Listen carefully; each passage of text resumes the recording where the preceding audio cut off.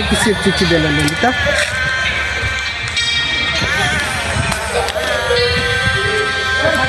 বাড়ির ফ্যামিলির চাপে পড়ে আমি এই বিয়েটা করছি।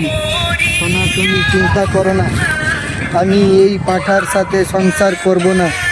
বাড়ির থেকে আসার সময় আমি অর্ধেক বিষ পান করেছি, আর বাকিটা তুমি করে নেবে। উপরে গিয়ে মিলন হবে আমাদের। আমি তোমার অপেক্ষায় থাকবো। ইতি তোমার ললিতা।